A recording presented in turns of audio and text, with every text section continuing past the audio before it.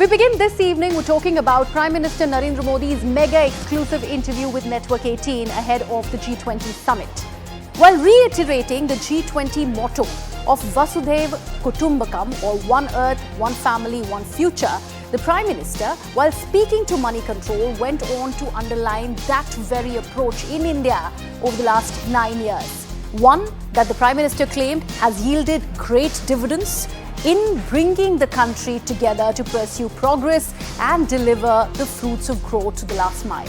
Prime Minister Modi importantly spoke on the upcoming 2024 Lok Sabha polls, claiming to be a relatively unknown face in 2014 and yet bringing in victory to the Bharatiya Janata Party by a huge margin, and also being hopeful that the people of the country will choose him yet again. Now, this interview, however, has sparked a political war of words, with the opposition unsparing in its criticism of the Prime Minister, accusing him of quote-unquote painting fantasies about a distant future when the country was going through a tough time.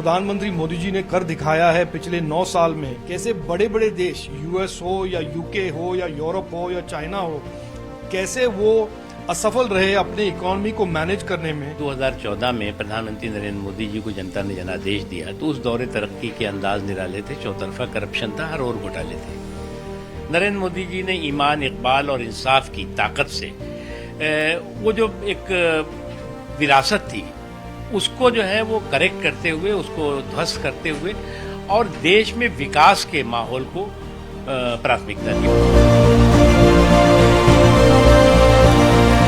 Station in the numbers may be different for Prime Minister. Still, Prime Minister lives in Delhi only. Therefore, only he is unable to understand the pain of the rural India. After 9 years, he says that we are taking steps to bring down inflation. 9 years, what they were doing? Had the inflation come down? Have they generated employment? In the course of last 10 years, never a statement has been made by the Government of India or by the Prime Minister himself as to what efforts were making in that direction and where they were obstructed.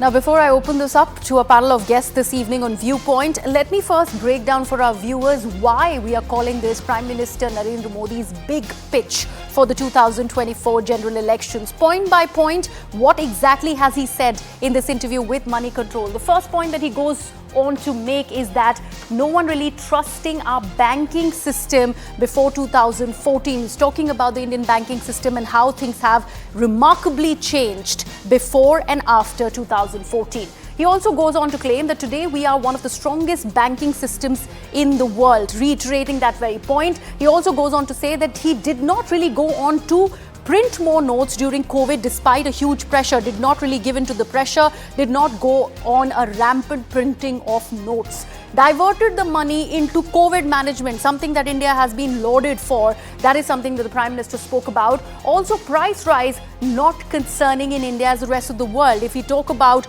the global economy as compared to the Indian economy, it has in fact seen a steady rise, and that's something that was a point that the Prime Minister went on to make. Before 2014, he says that no one knew me, but I still got a huge mandate. Now, he is claiming that he was a relatively unknown face as far as the national picture is concerned, and yet the people voted him and in turn the Bharatiya Janata Party into power by a huge mandate. Further goes on to say that 10 years on, he's talking about the report card of his government. People have seen a little bit of me everywhere. He's everywhere. From the United States of America, and people know him well after the US visit, he says, and also because of India's moon mission, the success of Chandrayaan-3 that people are still talking about, and that's something that the Prime Minister has also mentioned in this interview. I have no doubt people will choose correctly yet again. So that entire point of him saying that the people are going to be voting the Bharatiya Janata Party and in turn him back to power is something that he is exceedingly confident about. And this is exactly why the opposition also is up in arms, and they are in fact going ahead and questioning this entire report card that the Prime Minister has presented through this particular interview, and also the roadmap that he claims on setting as far as 2024 general elections are concerned. Let me take this across to my guests who are joining me on the broadcast. Charu Pragya of the Bharatiya Janata Party will be with us in a short while from now. Right now, we do have Sujata Paul of the Congress Party and also Ghanshyam Tiwari, who is a spokesperson of the Samajwadi Party. So we have members of the opposition, and we also have Mr. Deshratan Nigam, who is a lawyer and political analyst, who's also going to be with us very, very shortly. So let me actually begin with the opposition, because they will be given that ample platform so that they respond to all these claims that Prime Minister Narendra Modi is making. Sujata, let me begin with you. What do you have to say about this interview? Now that there are certain points that have been laid down by the Prime Minister, it is clearly a roadmap 2024 for the Bharatiya Janata Party, where the PM is going on to claim that they are doing everything brick by brick right in the 10 years of the governance under him. What are your views? I have gone through what he has said, kind of roughly, but I can just say that this is a season of interviews before the Lok Sabha elections of 2024, like it happened in 2018, and we remember the pink pants and the various interviews that happened at that time. The Prime Minister is certainly rattled by opposition unity, because the manner in which he is attacking the opposition, speaks about him. And I don't want to comment on what it says about him, because what he said at the BJP Foundation Day meet was no one can defeat BJP. Then on 15th August, he said, I am going to be back here. That is some kind of childish arrogance that he exuded. And now in this interview, he has come down to say that I know that people will choose correctly. Indeed, people will choose correctly, because his 37% is pitted against a united opposition of 67%. But, when he talks about the fact that he was an unknown CM, I thought he was professing to be a great CM. He had given us the Gujarat model, which is out there for all of us to see. We have seen the condition of the roads, which we really admired at that time, and we thought that infrastructure was really grand in Gujarat. But the truth is out. When he speaks about COVID management and the finances, how they were utilized, he forgets that the country has been asking him questions on the PM Cares Fund. He has not told us where the money came from, how the money came to the PM Cares Fund, because China is definitely involved, and China is what scares him. It scares the life out of him, and that's why to divert issues, whatever he has been doing is, it has exposed him and put him on a spot, because at this time, when we have G20, and it is a great occasion for the country, might I say, before I go on to my points. If you remember in 1983, we had the non-aligned summit in Delhi, and we had 99 countries participating. This time in the G20, it could be 17 or maybe less. I don't know. Let's wait and watch how many countries are participating. I just hope that there will be more than 18 at least. But if the Prime Minister has had to have a Pew Research to tell Indians how Indians abroad admire him, it shows that he knows that if he does any surveys in India, those surveys are going to expose the fact that people have recognized all the jumlebazi that he has been doing. So, just one more point. When he says that, other parties have been, indulging in financially irresponsible policies which are destroying, the economy and the society in long run, it is a double speak of the BJP. This is a welfare state, and whether the center or the state, if they come up with welfare schemes, we know exactly how to execute them. We don't put people from the, when we bring them out of the poverty line, we don't push them back into it. But that's what the Prime Minister has done, and there is nothing to be proud of if in a country of 140 crores, there are 81 crores people who have had to live off free rations. This is a shame. Instead of that, he could have given jobs, reduced prices of commodities. Okay. Sujata Paul, essentially you're making a point of doublespeak by the Prime Minister, and I promised that I would give the opposition the chance first, considering we were talking about this interview by the Prime Minister. So Ghanshyam Tiwari, it's your word now. Doublespeak, how is the opposition really planning to counter the Prime Minister now that you guys will be attending that special session of the Parliament? Is all of this, which was mentioned by your colleague Sujata Paul, going to be a part of the discourse within the Parliament as well? Good evening, Riha, to you, my fellow co-panelists and the viewers. 3 or 4 things stand out. That we are a laughing stock of the world today, that a vibrant democracy of 140 crore people. A parliament session has been called, and not a leading channel such as CNN News18 or a BJP spokesperson or any member of parliament knows about what that session is about.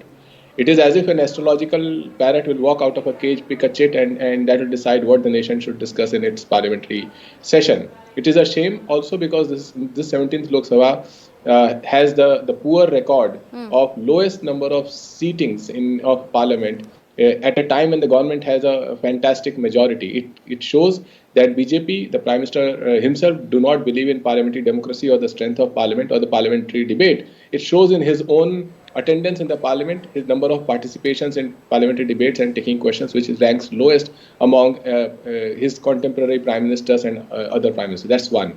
Second, he speaks about economy on a day that rupee records its lowest, 83.14. That is the news of the day, and it continues to slide. A prime minister who made fun of the rupee value compared to dollar and compared it to former prime minister economist Dr. Manmohan Singh's age is seeing the joke play on himself. Third, this interview is not a press conference. He has the infamy of being the only prime minister who shies away from from a press conference, has not done a single legitimate press conference in the country. But that is the point that opposition has been raising time and again. And, you know, members of the media also understand that, Ghanshyam Tiwari. But let me actually bring in Desh Ratan Nigam. Charu Pragya was also with us on the broadcast. Charu, I'd let you have the last word on all of these accusations that have come in, because obviously it's the Prime Minister who's spoken. And we've got that kind of a platform of the Prime Minister reiterating those points ahead of 2024. But Desh Ratan Nigam, I'd like to understand from you, do you think the counter by the opposition is apt in the face of all of these points that have been raised by the Prime Minister?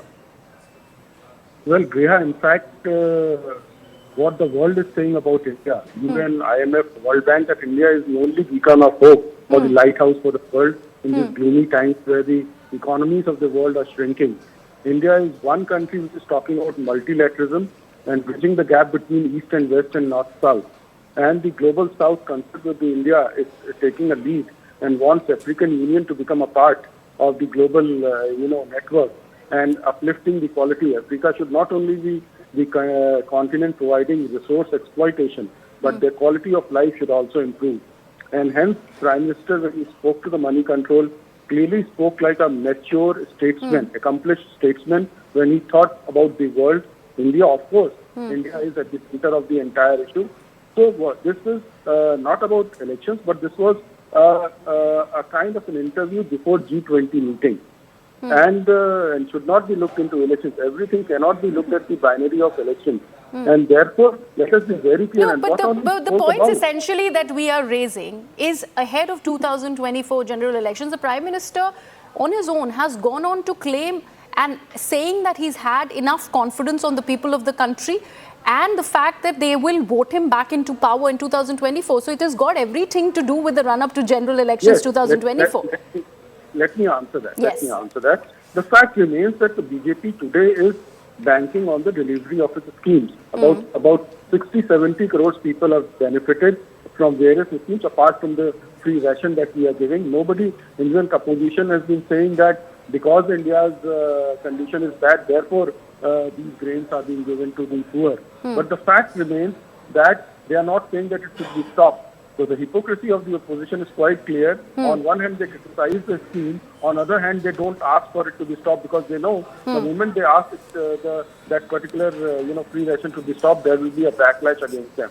So let us be very clear. Obviously, even if an international event takes place and the government concerned is organizing it, they must get credit. Those who work must get credit for that. And this is what democracy is all about, which is based on elections. And therefore, every political party, apart from BJP, even the Congress, they are in competitive politics. They want to increase their vote share. And to say that the BJP only got about 38% votes let us be clear that it was the NDA which contested the election, and their vote share was of about 46-47%. So therefore, and the Congress only got about 19.49% in that election. Yeah. So if you have to do comparison, let us do proper comparison, and let's not be, brush under the carpet various facts which are for everybody to see. Okay.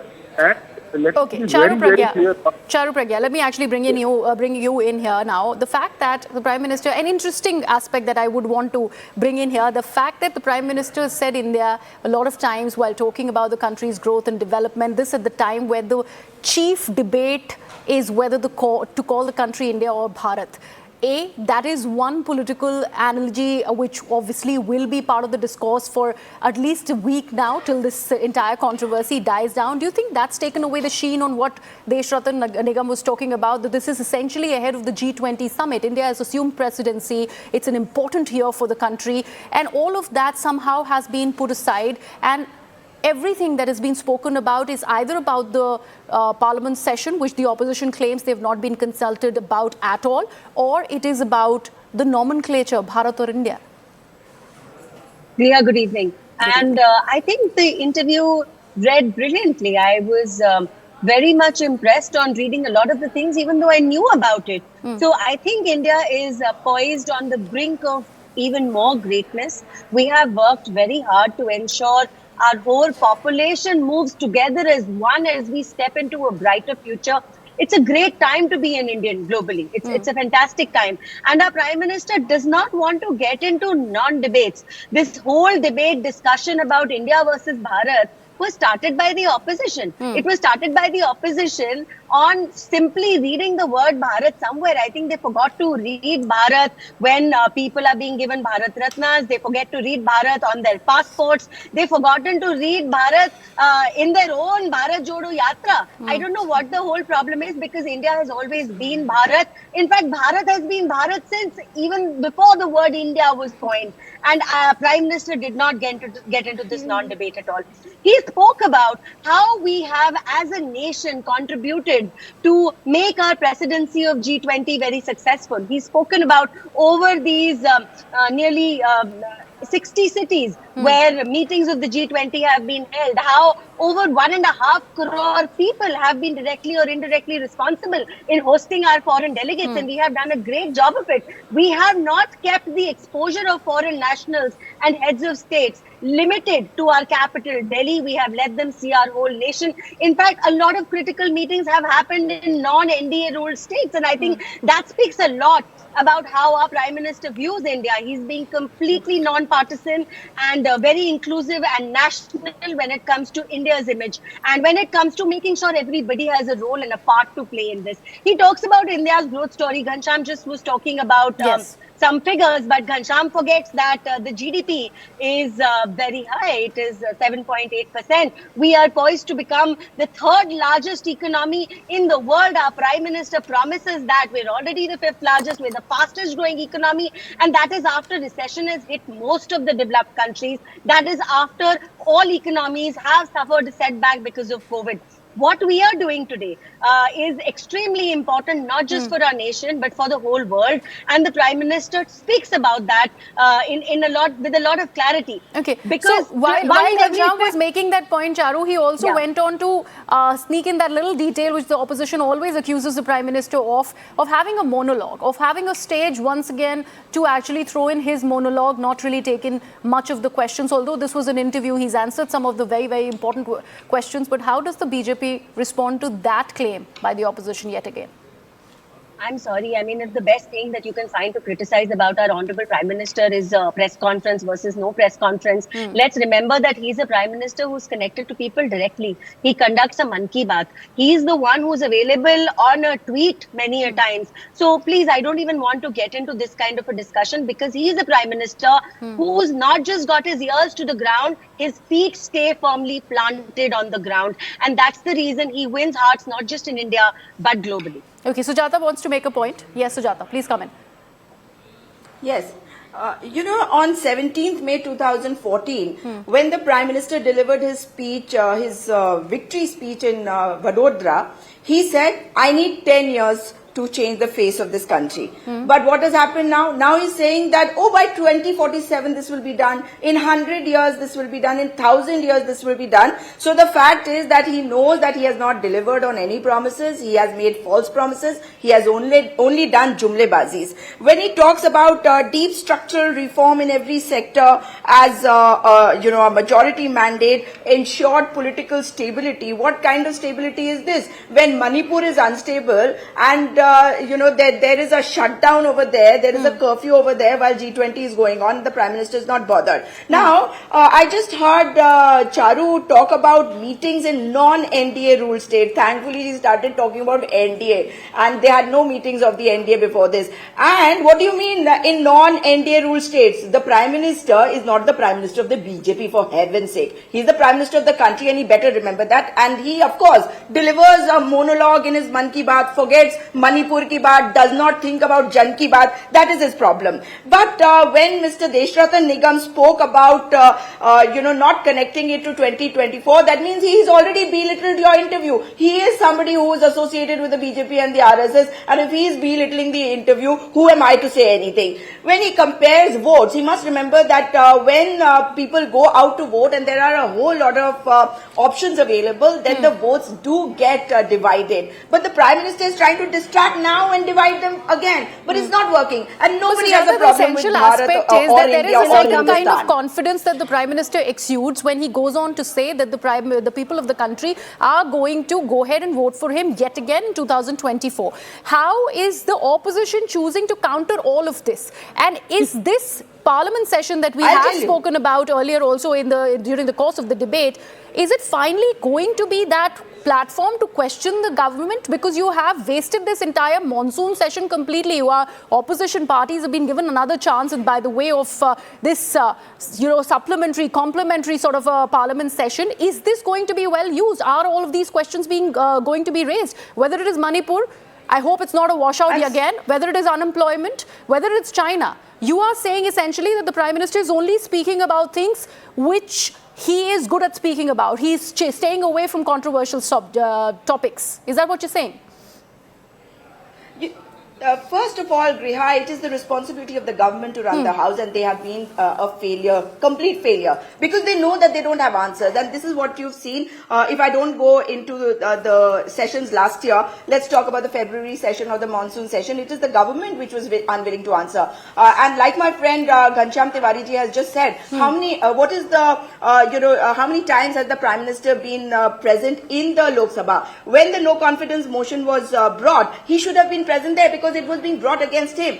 But it is the government which is responsible. It is the Modi government which refuses to answer. But what are we going to do? My leader Jairam Rameshji has this morning already elaborated on the fact that Mrs. Sonia Gandhi ji has written a letter to the Prime Minister asking for a proper debate on certain issues and give us at least 1.5 to 2.5 hours during the day. And there's been in a these response 5 days. by Will the government do it? If the agenda... Yes, if they don't, give an agenda of what they're planning to do, that's a shame, because this is a democracy. And the Prime Minister must remember that he can dictate terms to his clones and gulams in the BJP and RSS and tell them that I am going to do this at 8 p.m. or 9 p.m. or 10 p.m. and you have to follow it. Charu, well, this country is a democracy. The opposition is going to be taken on board by him, and he might as well remember Sujata is that. done speaking. Okay, Charu, please go. Griha, thank you. When Sujata speaks, I want to use a Hindi acronym. Kisyani Billi Khamba Noche. I mean, you are talking about your alliance and your party as if you had these great achievements in the recent past. But tell me, what is the agenda of your alliance? You had that meeting in Mumbai saying that you'll come out with a common minimum Did program. I ask you the agenda of the NDA? Did I ask you about the agenda of the NDA? You tell me the agenda of the NDA. Why did you have a meeting of the NDA now? When are you going to have the next meeting of the NDA? We are talking about the agenda of the Parliament session. She should remember. She is the Kisyani Billi Khamba Noche. Kisyani Billi. India is running you big time, frustrated and desperate. Can I finish, please? Can I finish? All right. Can I finish? The quick point. Can I finish? Yes.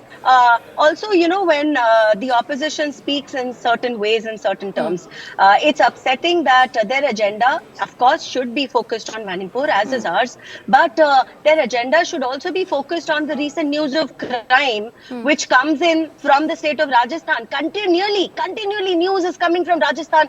I've not heard one of them speak out about it, and that's Okay. painful. What What has about happened tree? in Tamil Nadu This is recently? known as what about What has tree? happened in Tamil? Take Madam, on I did every not issue. speak over you even once. Take on every Let issue. her- Do they let her not complete teach the you? point. No, no, take on Sujata, every issue, but let don't her indulge in complete the what about point. tree. I will not let you indulge in what about tree, Kisyani Billy. Okay, let's not do this. Let's not get personal. I already requested Charu. I'm requesting you also, Sujata. She's the one who did it, no? I requested her, with all due respect, Sujata. Desh Ratan Nigam, the other point essentially I've that not has been finished, made. Griha. She's One second, let me actually, I'll come back to you, Charu. No, I'll no, come back to you. I do want to talk about Tamil Nadu because the opposition cannot get away by just saying Okay, about we're except talking about this one. This Rajasthan, is we're very talking about critical Tamil to me. Nadu, opposition talks about Manipur. There is a clear But not divide about between the We are center and already talking state. about- no, yes, we are already talking about we Manipur. want to go there. We want to go there, but we are essentially also talking about this interview by the Prime Minister. Now, Desh Ratan Nigam, I'd also want to reiterate one more point that the Prime Minister goes on to make. This entire point of whataboutery that Sujata Paul was making has been trailing the Prime Minister in every speech that he actually does, or even the interviews that he has taken, which opposition will beg to differ. He doesn't do as many. He goes on to call himself a relatively unknown face before 2014, and yet the people of this country voted him and in turn the Bharatiya Janata Party to power in 2014. How does one read that statement? Why relatively unknown? He was fairly known as the Gujarat Chief Minister. No, certainly, but he was known as the Chief Minister of Gujarat, and post 2014 he is known as the Prime Minister of the entire country. Yes. So there is a difference between the CM and the PM. And therefore, and he's come, his humble background is always one thing that reminds him that he has to work for the last man standing in the queue, the Antyodaya Yojana that we all talk about. And therefore, and he's been giving interviews and very candid interviews where he's not asked, generally not asked about what food you had, how do you handle your pets or things like that. These are very serious issues on which he spoke: the economy, the multilateralism of the world, the Chandrayaan and the space missions that we have, and the speed and scale of the development. And yet stayed away from the prickly issues. I just heard Sujata, she's talking about China, she's talking about unemployment, job crisis in the country. All of that has been done away with. Let me answer that. Let me answer that. So far as the unemployment is concerned, we went through a difficult COVID times and now things are back. EPFO data says about a year back, 58.8% increase has taken place in new registration, which means employment. And let me tell you, employment is in concurrent list. It is as much a responsibility of the state government as well as the central government. To say that every employment scheme has to come from the central government, that will be a misnomer, because it is mostly the work of the state government which are in touch with the grassroots level, supplemented by the central government effort. So the narrative which is being built is that the state governments have no responsibility so far as the employment generation is concerned. Every state has a responsibility, and today Rajasthan has the highest level of inflation, highest rate of crime, and highest level of unemployment. So, and that's governed by the Congress. And therefore, let us not hide facts. Let us be realistic. We went through difficult times and we have come out of it. And the world says we are the only hope in this world where the economies are on the negative side. Okay, Ghanshyam Tiwari, I'll let you have the last word. The missive that Sonia Gandhi sent out to Prime Minister Narendra Modi asking for an agenda of this parliament session also mentioned how there is a great divide between the non-BJP ruled states and the centre. When it is about Uttar Pradesh, which is a BJP ruled state, you are an important political party that dominates the political spectrum in that state. What do you have to say about this claim that's been made by your own allies? Well, three things as part of this discussion need to be covered, and I've reviewed Prime Minister's interview on his own website. Yes. One is speaking about the banking sector strength. A government that gave 15 lakh crore of write-offs to its favorite friends. And Mr. Nigam talks about last man standing. For the Prime Minister, the last and the only man standing is Mr. Adani. And that is why one nation, one businessman scheme has been talked about across the world. As far as the view of the Prime Minister with respect to NDA states versus non-NDA states, even in the worst crisis that our generation faced, which is the COVID times, it was the central government that was fighting with the non-BJP ruled states on petty issues. So on no issue, whether it is the session, the agenda of the session, or the responsibility of the nation, do they feel that opposition, other parties, non-BJP parties, even NDA parties are stakeholders? To that extent that BJP MPs are not stakeholders when they don't know about the agenda of the parliament. My No, but are you confident as an opposition is what my question is, that you are a dominant player in UP, BJP has a great stake in Uttar Pradesh, but as an opposition party or as an India bloc, are you confident of taking on the big and indomitable force so far, what we've seen in these 10 years of the Bharatiya Janata Party? If the confidence, do you have, we have an Okay. agenda. There are three signs of confidence. Do you have an agenda? We have an agenda that is progressive. Okay. The second sign of agenda is, do you believe in transparency in a democracy? Yes, we believe. We do not call out a parliament session which is a black magic box which only one man and his So maverick knows about. we'll have to see all of that, whether that comes into play in the parliament session that is coming up.